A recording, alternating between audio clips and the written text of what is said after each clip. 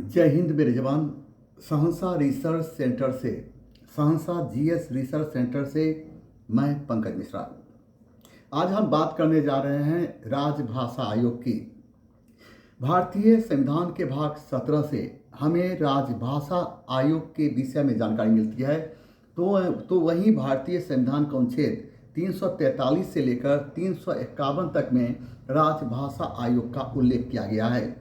भारतीय संविधान को अनुच्छेद 343 में इस बात का उल्लेख किया गया है, संघ की राजभाषा हिंदी होगी तो वहीं लिपि देवनागरी होगा।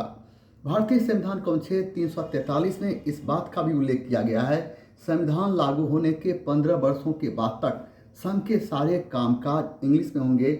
इसके साथ साथ हिंदी को भी स्थापित करने का प्रयास किया जाएगा। भारतीय संविधान को अनुच्छेद 344 में इस बात का उल्लेख किया गया है कि राजभाषा आयोग का गठन राष्ट्रपति करेगा और इन्हीं बातों को ध्यान में रखते हुए देश का पहला राजभाषा आयोग का गठन 1955 ईस्वी में बीजी खैर की अध्यक्षता में की गई थी। राजभाषा आयोग में 30 विभिन्न भाषाओं के साहित्यकारों को शामिल किया गया था। राजभाषा आयोग ने 1956 ईस्वी में अपना प्रतिवेदन दिया था। राजभाषा आयोग के प्रतिवेदन पर विचार विमर्श करने के लिए गोविंद बल्लभ पंत के नेतृत्व में एक संयुक्त संसदीय समिति का गठन किया गया था। इस समिति में 20 सदस्य शामिल थे। 20 में से 10 राज्यसभा के थे तो वहीं 10 लोकसभा के थे।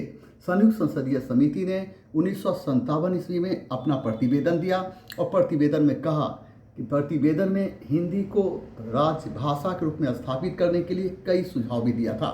भारतीय संविधान के अनुच्छेद 345 में इस बात का उल्लेख किया गया है कि संविधान के 8वीं अनुसूची में वर्णित 22 भाषाओं में से किसी एक भाषा को राज्य विधानमंडल अपने राज्य की भाषा को राजभाषा के रूप में घोषित कर सकता है।